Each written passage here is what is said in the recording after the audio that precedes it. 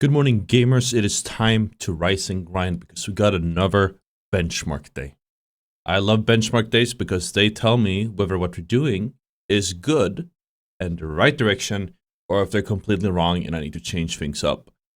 Today we're doing something new. Again, we're still trying to ramp things up, but I'm taking it slow so we can measure the impact these things do. But just a quick update. I think we're playing on the main a little bit, Marvel Rivals, and big update. We hit top 200 yesterday, only solo queuing. That was pretty cool. We were Celestial 1 with 50 SR or so, which is, again, about top 200 or so. My current goal is to hit top 100 solo queue, and we'll be spamming mostly Hela.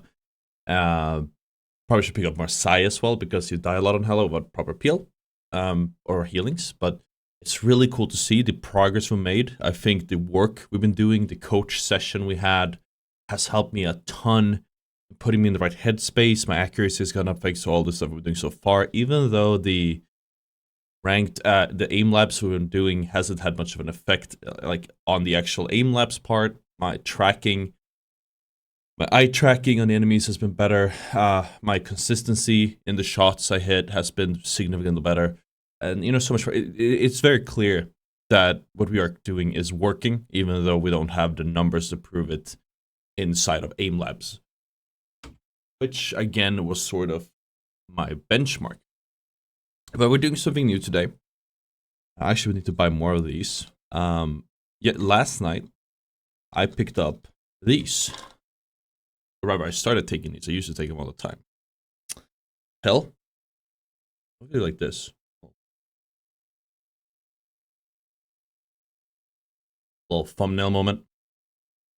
I should do it on with the right hand so it comes in from that. It'll be like move our head a little bit. And can you even see? Yeah, you can see it. Move it closer. And then like So this, for the curious, is magnesium glycinate. If I used to take it a lot back in the day because it helps with sleep. It helps with staying asleep. As we talked about yesterday, sleeping has a big issue for me, and it leads to just getting consistent sleep. Makes a huge difference to cognitive performance, to your gains, to really anything you do. I think sleep is one of the most important and the most underrated things in general, health-wise and everything. So that's why we take 400 milligrams, that's 4 of those pills, and a night. And the idea is that you take those there to get a lot of water. So again, we begin with the water, right? It's like we have to really spam this thing. A lot of water. Should improve deep sleep, sleep quality. Hopefully cut down on the amount of sleep needed. Last night, I slept really weird. Must have slept 6 hours or so. Really tired. I woke up really tired, sorry. Had some food, went back to bed after a few hours of doing nothing. I was feeling so bad, I thought it would go away. It didn't. And then I took a nap. Now I feel decent. Not amazing, but we did the eye tracking, the eye training, and it actually felt pretty damn good.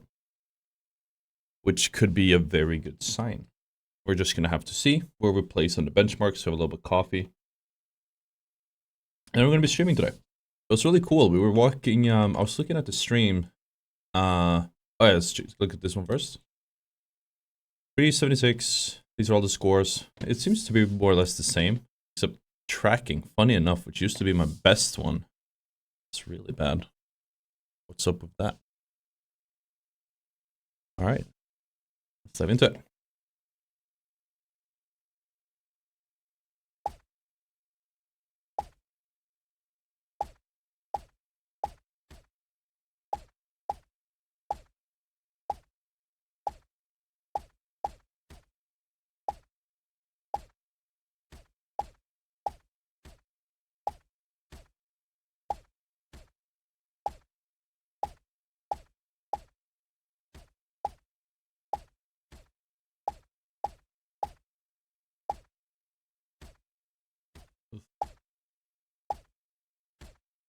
This reminds me of something.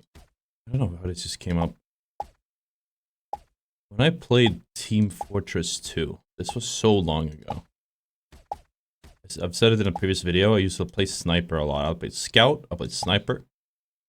I enjoyed some Soldier on the rare occasion. Heavy was fun. Spy was very fun. Well, that is not a good start. Spy was very fun. I really liked TF2. Something people told me in TF2, and I realized it's actually something that's impacted my aim. Something they told me is that in TF2 they said if it was a target, like if you do like this and click, according to these guys, it stretched the hitbox. Which I just took at face value, and that's just became my aiming style. I think that's why, in addition to me probably kind of like, it's the opposite of soft clicking on the target. Might be why I have this habit of kind of flicking that hard on the target. Like, from what I know about games today, I don't think that's a thing. Maybe it was a thing in TF2, I doubt it. But definitely not something I've heard ever since. I actually only heard it from one person whom I believe I looked up to. I forgot. I think it was a good player. Again, just took it at face value. Back in the day, I didn't used to...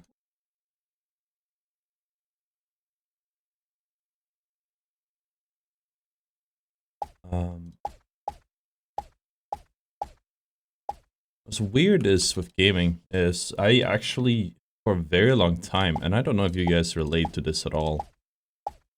Maybe it's me being weird. I didn't really partake in content or community for like the longest time. I booted up my game and did my thing. I think I was like in small communities. So when I was like a redneck, I was like, I don't want to go to those big communities. I didn't want to go to, I played Garry's Mod. I was like in my small community forums or just like a game. Well, we didn't have Discord back then. Like grandpa. Yeah, back in my day, we didn't have Discord to talk with our pals. We did use Skype, which was shut down like a few days ago, but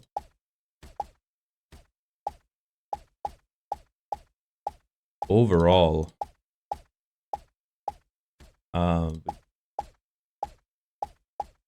I just did not interact with like the big communities. I didn't really absorb any content. I think content, some gamer gunk.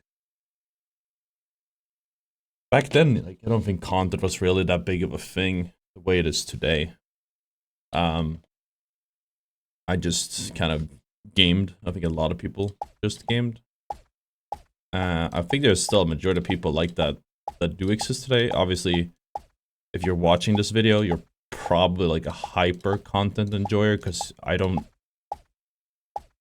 don't think anyone would be watching this channel at this moment in time unless you're watching my stream normally. Like, I don't know how you would find this video if you weren't like an otter enjoyer to begin with, but which is like kind of a medium-sized creator, depending on your definitions, and I do not have. And like, finding a medium or smaller sized creator is a lot of steps removed from not absorbing content at all. Because if you do, what's the process here? I'm just trying to imagine, because I come from a time where just didn't have these processes when I get into the whole space. I think my friends at school watched some Twitch, Soda Pop, and whatnot. But I didn't. I just play my games and did my thing. But like, what are the steps? You play a game and then you just turn on YouTube back in the day, probably nowadays, algorithms are smart. They know what you're playing. If I pick up a new game, I pick up a new show, I go on TikTok, I go on YouTube, I'll start getting clips of that show immediately. Even if I don't talk about it or anything. Cookies are smart like that, I guess. Their Big Brother list is listening. Netflix is selling your viewing habits to China. I don't know. But I pick up a new show, I start getting clips about it, start getting memes about it.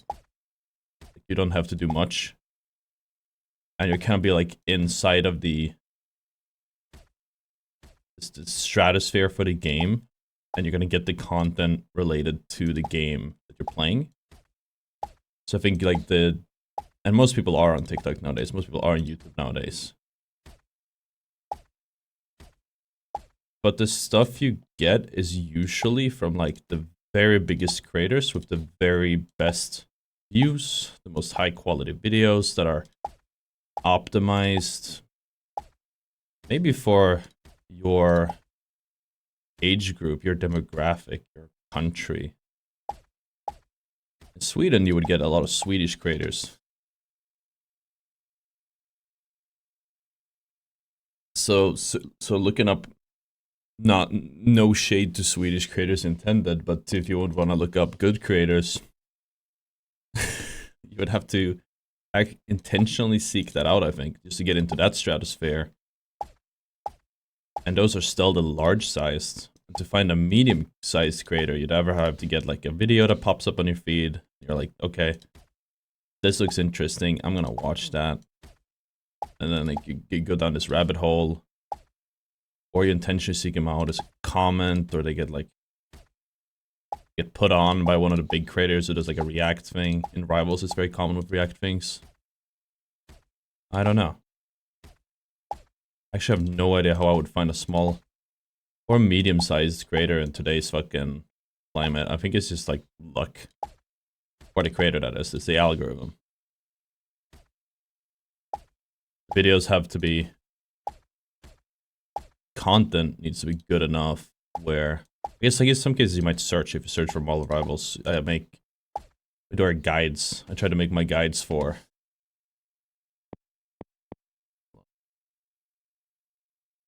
It's done.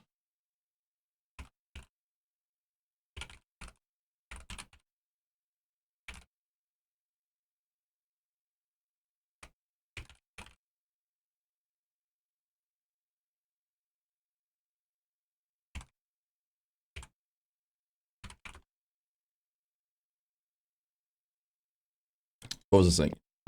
I'm actually worried, chat. Guys, I'm worried. We shouldn't be looking too much at the benchmarks, but the fact that we are taking a huge spike in score. May have been that I just woke up. Accuracy is kind of up. I'm just being a bit more mindful of the accuracy, which I think is better. I might score slower, or score less, so I always need to pick the pace up. With aim training, there's always this process of you need to, because we ultimately want to get better aiming, and you want to get better scores. Those are not always fully related. Most of the times they are. There is a correlation. If you're more accurate, you're gonna hit more shots, but if you slow down too much to click, then yeah, you'll learn, but you're not challenging yourself. So there's like that balance to strike. I might be going too slow right now. In tracking, you can't do that. In clicking, you can, because it's as fast as you make it. So yeah, no surprise there. The tracking, still not the best score, but it's about the same, like, ballpark.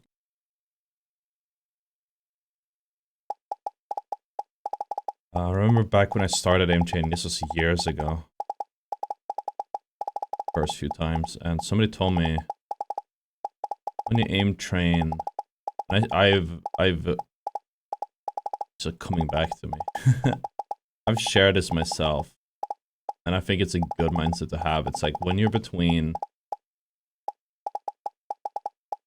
you want to grind the same scenario until you have like a, oh, is it 9? Depending on the scenario, like a 90 to 99% accuracy. Static, you want to get to like almost 100%. And then you're gonna raise the pace until you get like, let's say it was 99, you can raise the pace until you're 90% accuracy. And then you're gonna work that up. So you like, it's basically like progressive. It's basically like progressive overload in gym terms. You want to do progressive overload with your aim training. With tracking, you can't really do that. That's more about more difficult scenarios. This one, I wonder.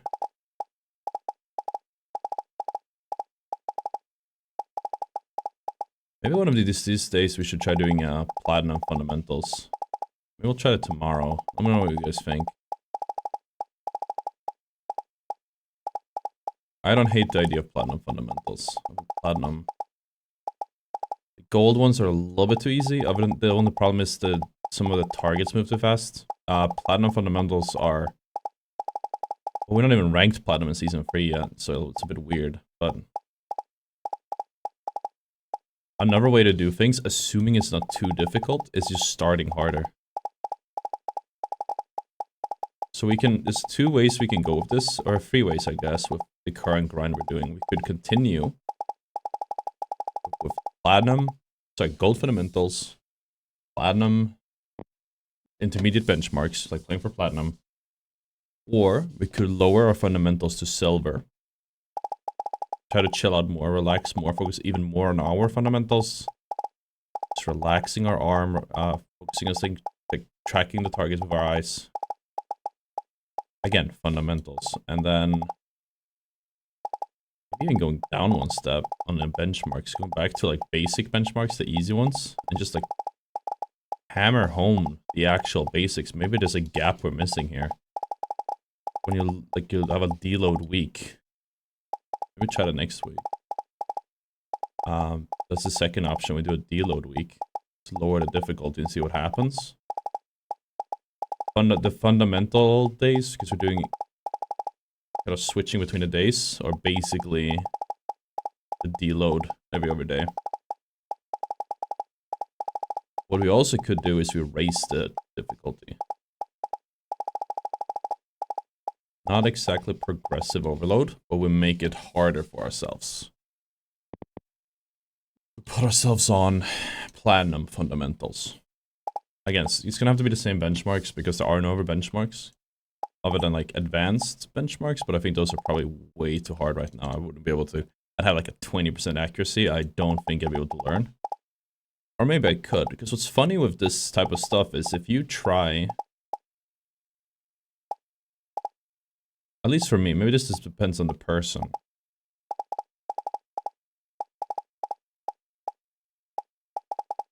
Let's do a metaphor. Let's say you live in a country that is like 20... I'm in Celsius, so we're gonna do Celsius. Let's say you live in a country where in the winters is like 10 degrees Celsius, so kind of not that cold. It's kind of chill. Kind of moderate. T-shirt weather, right?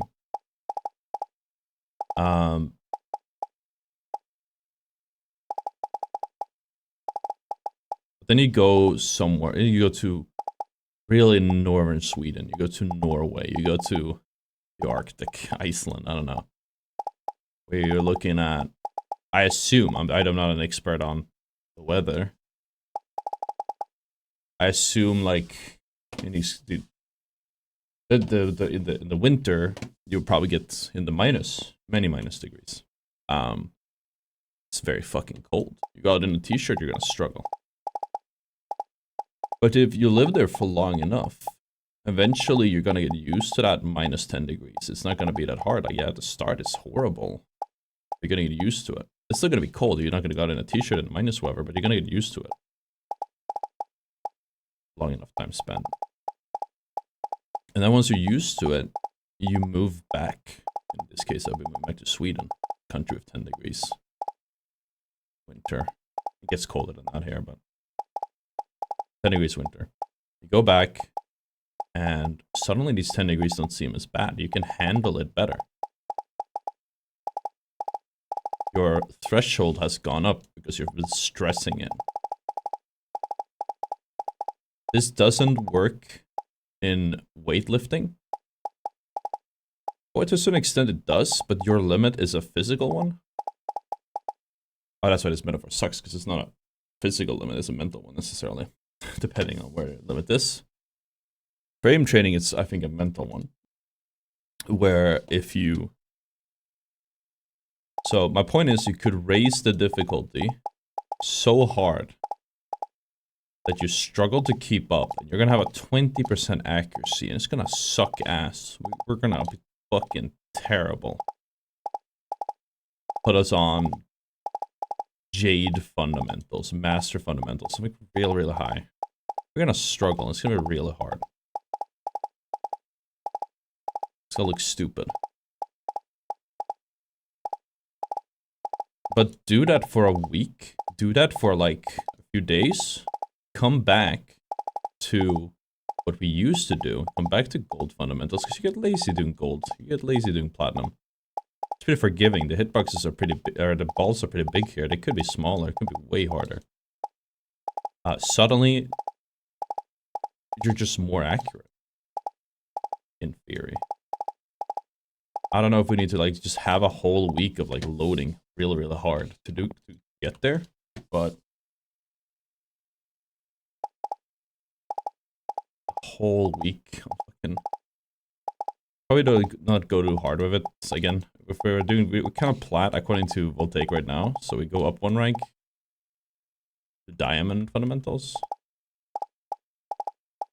We'll probably rank up because of it.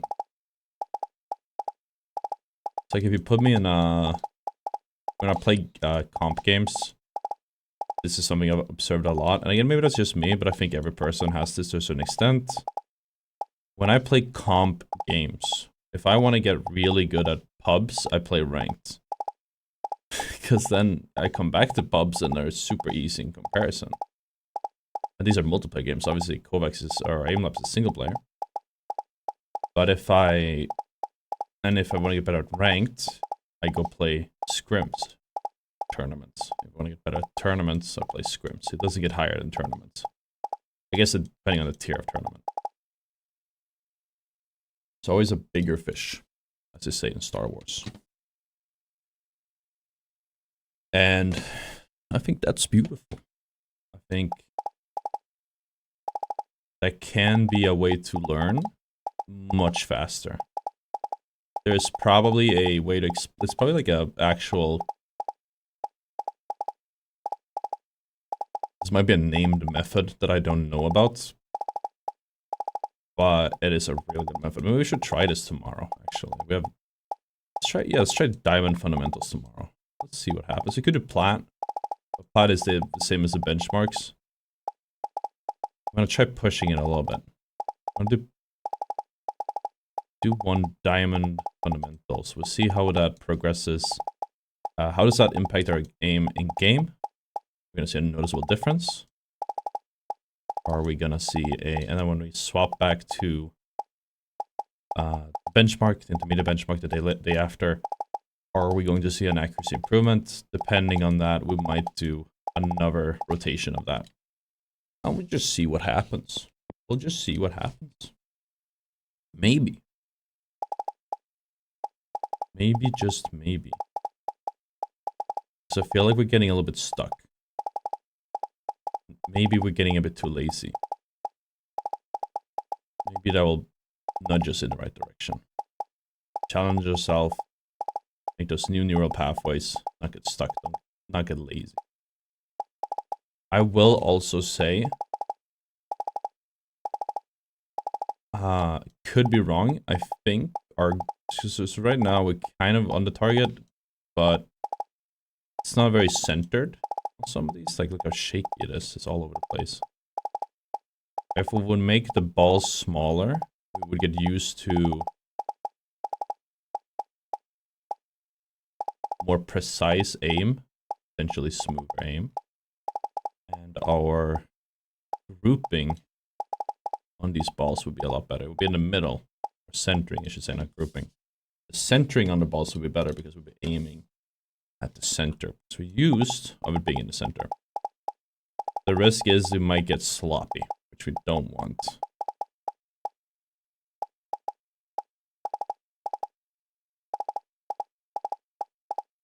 you spend enough time where you aren't challenged, your edge will be dulled. You always need to challenge yourself to sharpen it.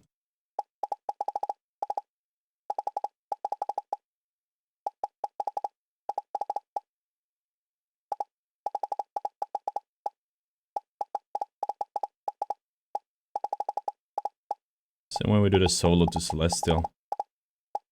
I mean, the Marvel Rivals community, like, they get better at the game every day. They're scrimming against each other. They're all, like, practicing outside of ranked. Ranked is, like, the highest level of practice I get right now.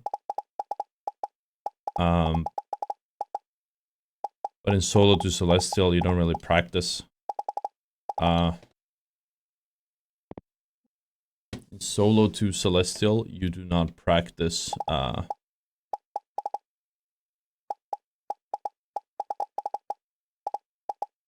or things are very forgiving. Obviously, it's gonna be the odd Smurf, and the games are really chaotic. I'm not gonna say it's like necessarily it's not necessarily easy, but it is very forgiving. It's a whole different environment. Now that we're in the top 200 in Rivals solo queuing, it's like we get into this certain game. It's like a bit 50-50, but when we get into certain games, it's incredibly sweaty. It's just almost scrim quality. Sometimes it's just scrim level players that don't try as hard. That's very common, especially in EU. This is one stack that I hate playing with because they just don't communicate. They just force stack, which I think is really cringe. And then they just don't communicate with their teammates and then expect them to do well. It's like, what the fuck? It's completely like when I have them on my team, like I've won with them and I've lost with them. Probably won with them more than I've lost, and I hate it every time because I'm completely in the dark. I have to try to read their minds. I'm like talking to a wall, talking into the void. I think they're listening to me, but I don't respond. So they're too good. Their ego is insane, I guess. I'd rather never play with them. Since they're 4-stacking, it's like if I play with a team that is 4-stacking, then against them, then that's usually a better experience, even if we lose. Because people do calm.